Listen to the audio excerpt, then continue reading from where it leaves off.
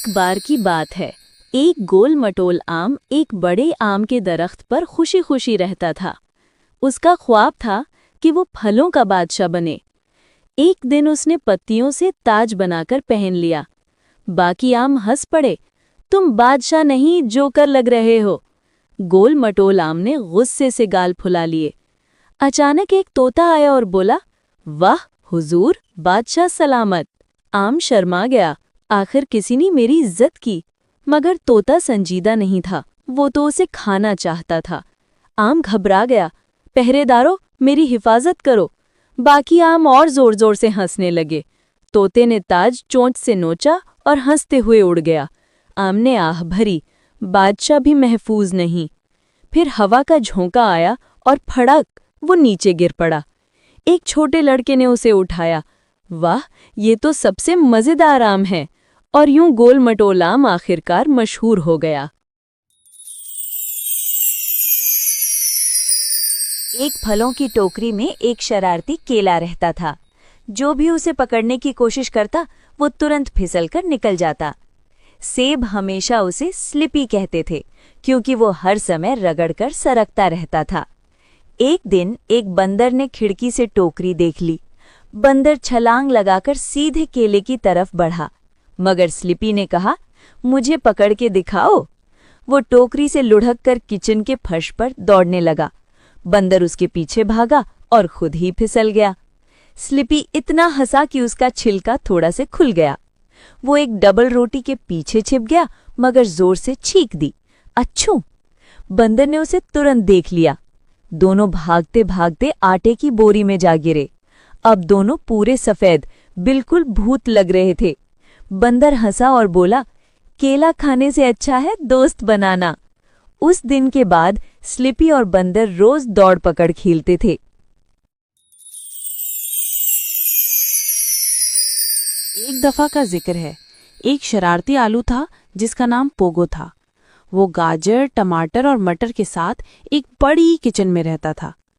Pogo को लुढ़कना और शरारतें करना बहुत पसंद था। एक दिन वो मेज से लुढ़क कर नीचे आया और मटर को डरा दिया। मटर हर तरफ गेंदों की तरह उछलने लगे। पोगो हंसा और गाजरों की तरफ चल दिया। उसने उनके नारंगी चेहरों पर आटा लगा दिया। गाजर छींकने लगी और अजीब लगने लगे। फिर पोगो शक्कर के मर्तबान में कूद गया। जल्द ही वो सफेद शक्कर से ढक गया। टमाटरों ने उसे देखा और कहा, बर्फीला आलू। सब इतना हंसे कि चम्मच भी बजने लगा। लेकिन फिर पोगो शोरबे के बर्तन में फिसल गया। खुशकिस्मती से बावर्ची ने वक्त पर बचा लिया। उस दिन के बाद पोगो ने वादा किया कि वो शरारतें सिर्फ मजे के लिए करेगा, मसला नहीं। खूबसूरत परिंदा। एक बार का जिक्र है।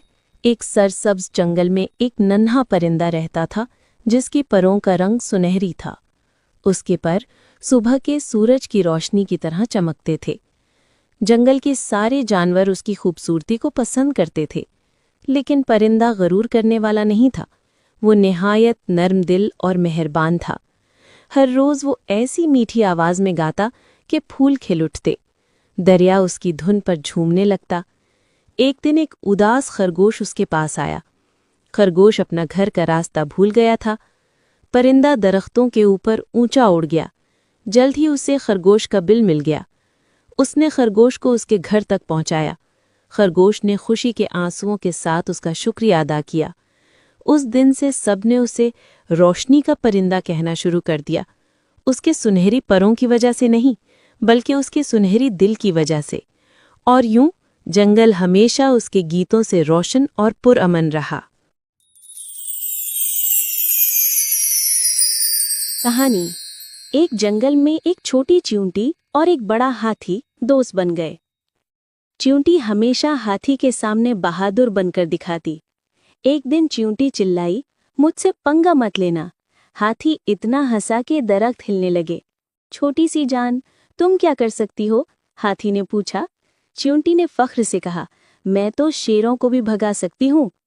इतने में झाड़ियों से एक शेर निकल आया। हाथी डर के मारे दरख्त के पीछे छुप गया। चींटी कांपते हुए चीखी, बू।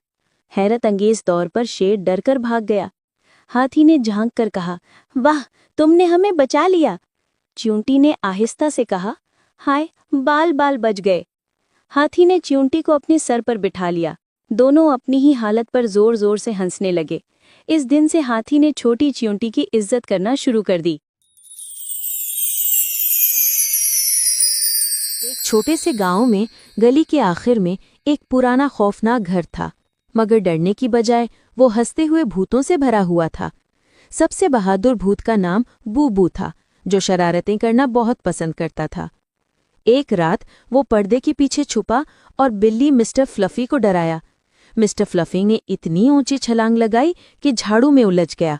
अगला भूत विगली ने दीवार पर खौफनाक साया बनाने की कोशिश की, मगर वो एक नाचते हुए राकून के साए निकले आए, जिस पर सब हंस पड़े। बूबू और विगली ने गांव के जानवरों के लिए आधी रात की पार्टी रखने का फैसला किया। उल्लू ने छोटे छोटे टोपी पहनी और चूहों ने रोशन लालटीनें उठाईं। अचानक एक वैम्पायर चमगादड़ ने सब पर चमकदार झाग छिड़क दिया।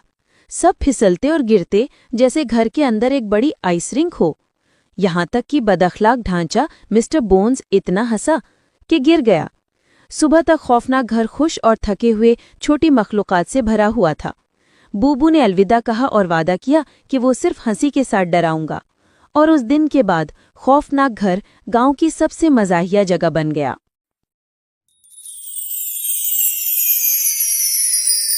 एक हरी भरी घास के मैदान में एक नन्हा सा बीज पड़ा था। बाकी बीज उस पर हंसते थे क्योंकि वो बहुत छोटा था। लेकिन छोटा बीज अपने आप से कहता, एक दिन मैं मजबूत बनूंगा। दिन बीतते गए। सूरज की गर्मी, बारिश की बूंदें और हवा की फुसफुसाहट ने उसे सहारा दिया। धीरे धीरे वो अंकुर में बदल गया। लंबे पौधे उसका मजाक उड़ाते, तू कभी बड़ा नहीं हो पाएगा। लेकिन छोटा अंकुर चुपचाप बढ़ता रहा। एक तूफानी रात, तेज हवा और बारिश आई। बड़े पौधे टूट गए, लेकिन छोटा पौधा लचकदार था। हवा के साथ झुक गया और बच गया।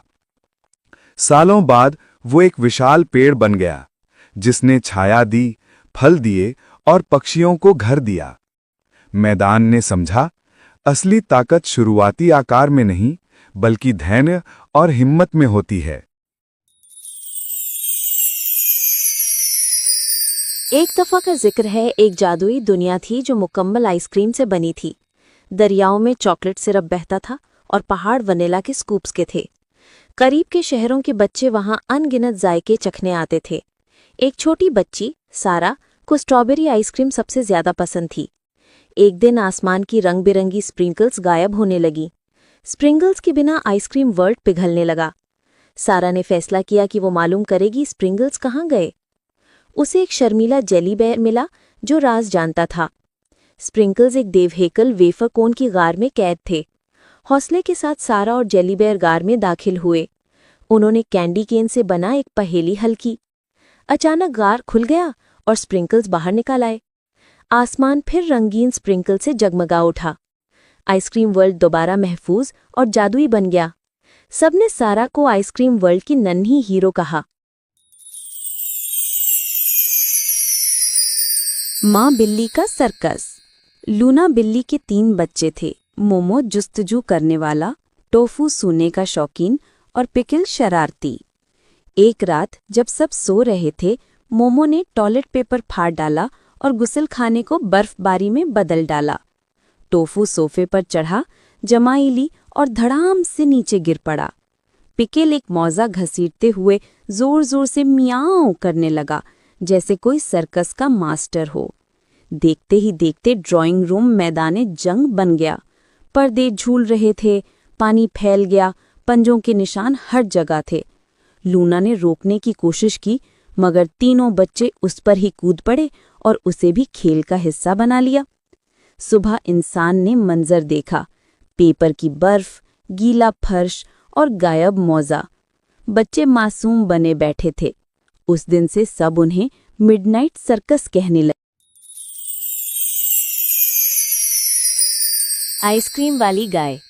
एक छोटे से गांव में गौरी नाम की गाय रहती थी। बाकी गायों को घास पसंद थी, लेकिन गौरी का सपना था आइसक्रीम खाना। एक दिन धूप में उसने बच्चों को आइसक्रीम खाते देखा और सीधी गाड़ी पर जा पहुंची। दुकानदार हैरान हुआ, पर उसने कौन दे दिया। गौरी ने चाटा, ठंडी, मीठी, मजेदार। फिर उसने आम, चॉकलेट और बबलगम फ्लेवर भी खा लिए। बच्चे हंस पड़े। गौरी तो आइसक्रीम क्वीन बन गई, मगर रात को उसका पेट दुखने लगा। डॉक्टर ने कहा, हर चीज की हद होनी चाहिए।